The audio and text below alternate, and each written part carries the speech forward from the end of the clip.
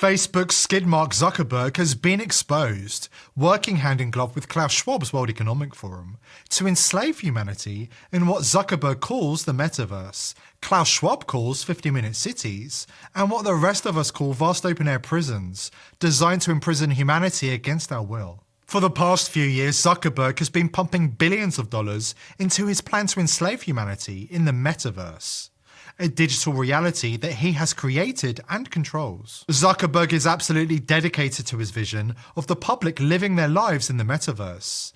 And now Klaus Schwab has revealed that the Metaverse will be a key factor in making 50-minute cities work. The plan has been in the works for years, and now the global elite are making their move. If you don't want to live in a world in which all of our rights are taken from us, the time has come to make a stand. Before we dive in, subscribe to the channel if you haven't already, join the People's Voice Locals community to join our incredible community and support the channel, and visit collective.thepeoplesvoice.tv to claim a stake in the channel, earn profits, and have a say in what we do. According to a WF spokesman who flew to Davos on a private jet, in the future, the wealthy will be able to travel. But normal people living in 50-minute cities will need to use virtual reality headsets to travel to the same place or meet their friends and family in different locations from within the bars of their prison cell. There's going to be people of means who are going to travel, and then there's going to be people maybe of lesser means who might actually be able to use an Oculus or a Magic Leap or some other kind of device to travel to the same place, but from their own couch. But in many ways, it's actually going to create even more distance between those two people. That psychologically, and I think that we've experienced this through social media, in many ways it's brought people closer in certain ways, but actually created this remarkable divide because it's even more visible, actually, the divide in certain ways.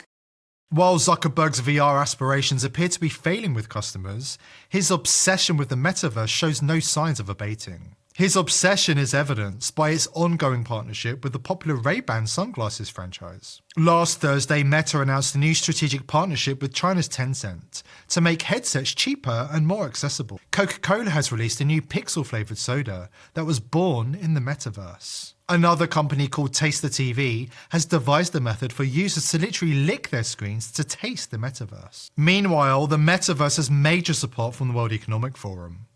The WF website has thousands of pages about the metaverse and a new initiative titled Defining and Building the Metaverse. Klaus Schwab's globalist organization runs positive headlines such as 71% of executives say the metaverse will be good for business, here's why. Younger generations expect to spend a lot more time in the metaverse. And who will govern the metaverse? The WF is pushing for its digital ID and digital cash to be deeply integrated into the metaverse from the beginning, as part of its plan to enslave humanity in 50-minute cities, from which there will be no escape. According to Schwab, 50-minute cities will feature a total lack of privacy.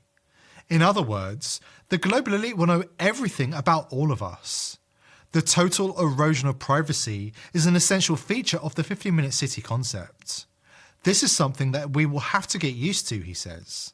But don't worry, according to Schwab, if you've got nothing to hide, you shouldn't be afraid. Dans ce nouveau monde, on doit accepter une transparence, et je dirais même une transparence totale. Le secret bancaire, tout va être transparent. Et il faut s'habituer, il faut se comporter ainsi. Ça devient, comment dirais-je, intégré dans votre personnalité, mais si on n'a rien à cacher, il ne faut pas avoir peur. I don't remember electing Schwab to be the de facto dictator of the world, do you? One thing is for certain, Schwab is not waiting for our permission to implement his diabolical plans. So it's important that we get up to speed with the objectives of the global elite so we can stop them in their tracks.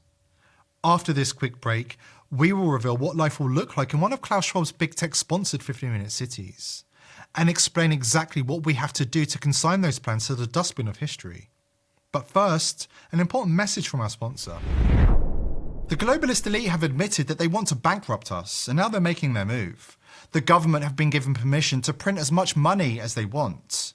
The last time they did that, inflation went up 9%. The Biden regime claims that this has saved America's economy, but all they did is ensure the US dollar gets devalued even further. With the BRICS nations working together to create a new global reserve currency, the threats to the US dollar are just getting stronger. The only ones who aren't afraid are those who invested in gold with Noble Gold Investments.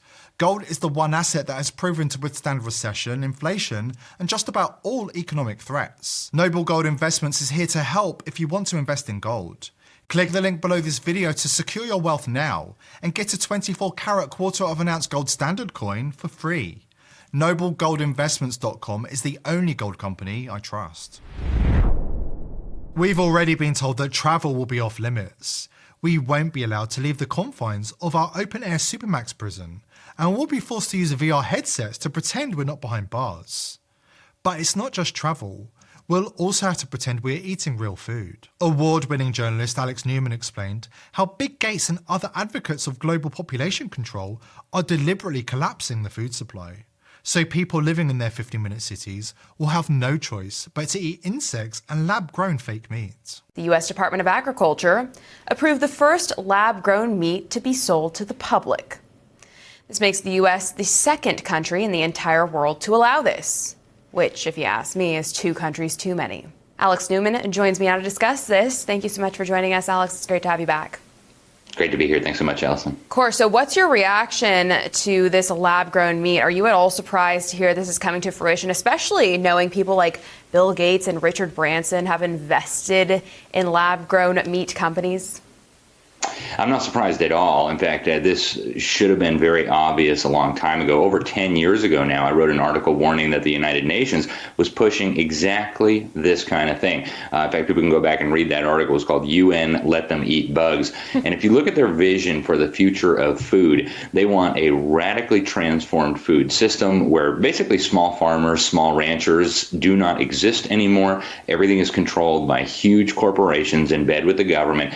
And this lab-grown meat, these lab-grown chickens and other sources of alleged food, people need to be aware. This stuff is very dangerous. It is not nutritious like normal food is. We don't even know all the different chemicals, right? This stuff is not going to taste like real meat. It's not going to taste like a steak. And so what they're going to have to do is completely douse it in chemicals that will supposedly make it taste something remotely resembling food. And these chemicals are very, very dangerous. I don't think people realize the depths of depravity of some of the individuals pushing this stuff. I mean, Bill Gates has been a population control fanatic for longer than I've been alive. In fact, he comes from a population control fanatic family. His dad was on the board of Planned Parenthood. And so when you have people who are obsessed with the idea that there are too many of us promoting, I don't care if it's a medical intervention, I don't care if it's a new food source. Frankly, my default position is going to be, I don't trust it. But knowing what we already know about these lab-grown meats and things, that everybody should be very weary. Frankly, I'm going to be avoiding this like the plague. According to Greenpeace co-founder Dr. Patrick Moore, the genocidal consequences of net zero shouldn't be underestimated. According to the logic of net zero, only the extremely wealthy will be able to afford normal food. The rest of us will eat bugs or starve to death. And they're getting away with doing something now. They're going into agriculture and threatening to cut off the supply of food because food is causing global warming. And, oh, isn't that nice? Only the billionaires will be able to afford to buy food, and all the other people will die, and because there's not enough food. That's what we're heading for if we continue to listen to these people. And they are about to perpetrate one of the most evil acts in the history of human civilization, which is to cause poverty and starvation to hundreds of people if they go with this net zero. In order to get net zero, first off, we'd have to kill all the animals, including ourselves, because we are an emission of CO2. We are talking about the most important things for the survival of ourselves every day: food and energy. Nothing else is as important as those two things. Water, right? It's part of food. They haven't decided to cut the water off just yet. But if they go ahead with what they are thinking and planning, they will cause a ruination the likes of which the earth has never seen. Because there are over 8 billion of us, and 4 billion of us depend on nitrogen fertilizer, which they now say is bad, because it's a greenhouse gas or whatever. It isn't actually a greenhouse gas, but they've got some story about how nitrogen in the form of nitrous oxide is going to cause the Earth to warm up to unacceptable degrees. It's all completely phony. Dr. Moore is right.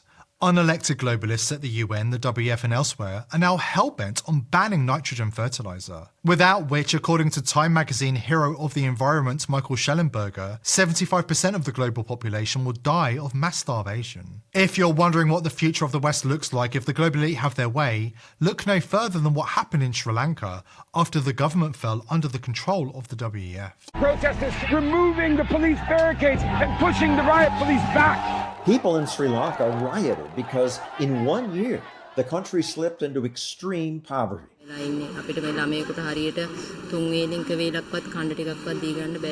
A big reason is because Sri Lanka's government fell under the influence of the world's hardcore environmentalists. The green generation has risen up. We must go from harming our planet to healing it. Many governments have embraced the idea that pure nature is best. For most of our history, humans lived in harmony with nature. But we have shattered that balance, creating a climate catastrophe. We need the countries to work together. UN officials now say the climate crisis requires countries to cut nitrogen waste. There is only one Earth. Because chemical fertilizers give off nitrogen emissions. Activists applauded when Sri Lanka decided to become the first organic-only economy in the world. The country's president banned all synthetic fertilizers. Banned. We Americans paid little attention, but media in the area saw the effects. They were forced to go organic overnight, and their production has plummeted since. Suddenly, the same farms produced much less food. Food prices rose 80%.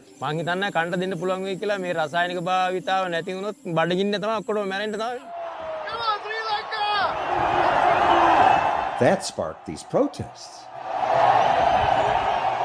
They want the whole political class to leave. The protesters stormed into the president's mansion. The president resigned the next day. It turns out that people need chemical fertilizers. Modern chemicals, in most cases, are pretty good. Of course they are. Michael Schellenberger, once named one of Time magazine's heroes of the environment, now says today's green dogma would lead to mass starvation. We could only support 2 to 3 billion people on Earth if we just relied on natural fertilizers like manure. There's 8 billion people. Why can't we make more organic manure? It takes twice as much land just to produce all the cows that you need the manure from. It's more important than ever before to stand your ground and refuse to hand over your birthright to the globalist elites.